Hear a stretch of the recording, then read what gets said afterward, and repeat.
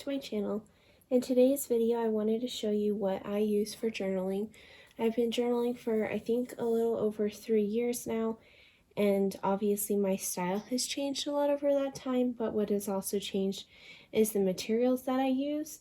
Some have stayed consistent over that time, but others have developed with more practice and with more resources.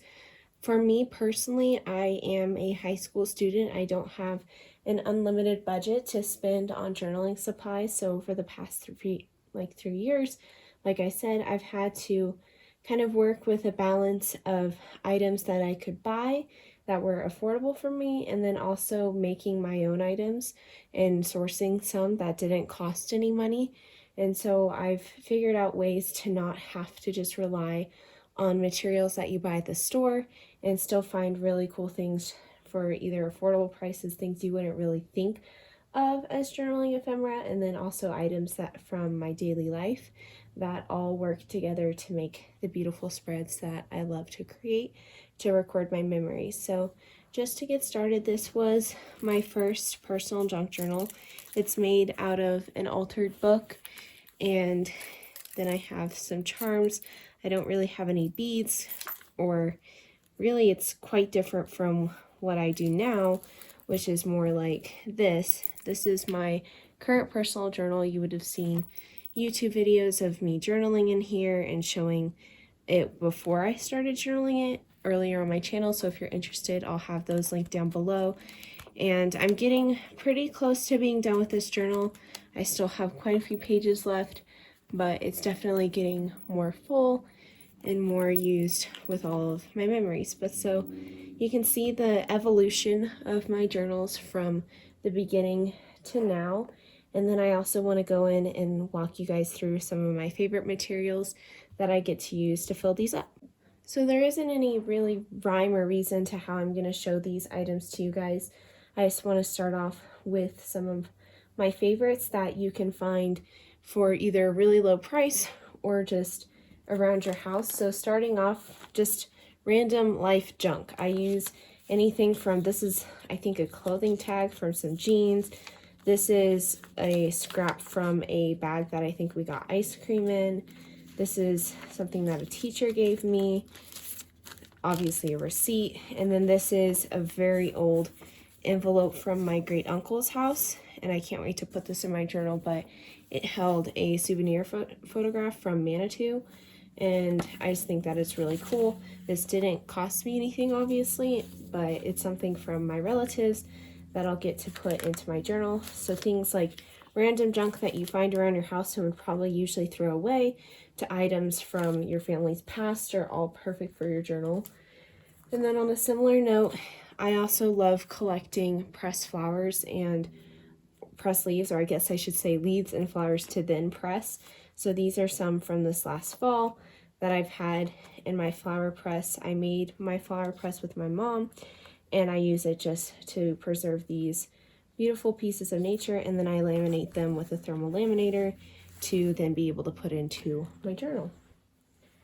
Next up is photos. I print all of my photos from home with my Canon Selfie. It's just a really nice compact printer that allows you to print up to 4x6, and I usually print 2 to a page, so something that would kind of look like this, and then I cut them in half to use in my journals. Next up would be washi tape. I'm going to try to grab my large amounts of washi tape, but I love using washi tape. I think every journaler on the planet probably does, so this is more than likely not a surprise for you guys, but I really like using these wide washi tapes from MT. They have beautiful designs on them. I believe these tapes were a collaboration with William & Morris Co., and I just love the almost like wallpaper design. But yeah, washi tape is definitely one of my top items. It's super versatile. You can use it to stick things into your journal or as decoration, to add any decorative borders or reinforcement.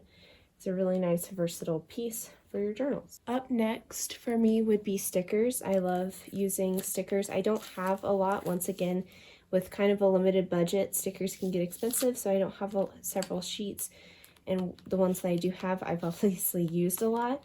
But I love the Maggie Holmes and Crate Paper American Crafts ones. I love this Tim Holtz like, I think, what is it called? Small talk. So it's just essentially a lot of phrases. I've used this one. I've had this one for quite a while, and the stickers, there's a lot of them, so they last me really long. And then both of these are also from Peony and June.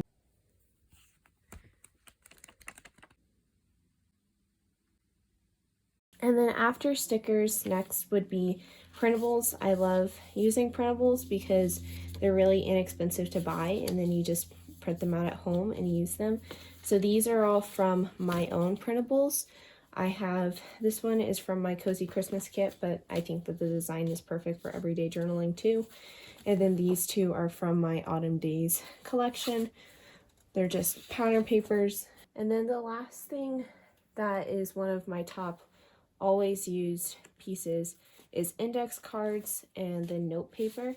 So of course, just basic index cards. It's a really affordable and accessible piece of ephemera that you can use in your journals. They're super versatile for a lot of different things. Same with note paper. So I have these two pads also from Peony and June. And then these are just note papers that I found at, I believe, one of the thrift stores local to me, and they just have this fun floral design, and so I love using those. And then I also have this box full of old stationery from my great uncle's house as well. So at the top I just have some folded pieces of paper, and then there's also these larger just flat pieces. You can tell that they've been beautifully aged, not only with this probably, I would assume, original soft green color, but then they've also aged really nicely. And they're just really pretty. And then I have some cards that I also like to use, and I just store in this box. And then there's some envelopes as well. So I love using vintage stationery in my journals and vintage note paper or new note paper as well. So that wraps up my top journaling supplies. I hope you guys enjoyed this video. If you did, please make sure to leave a thumbs up. Comment down below if we share any similar favorite journaling supplies, or if there's any that you have that you would recommend for other journalers. I'd love to hear what you guys say in the comments. And if you're new here, make sure to subscribe to my channel. I try to post frequent videos about journaling and small business and all of those fun things. So if you like that, make sure to stick around by subscribing, and thank you all for watching. Bye guys.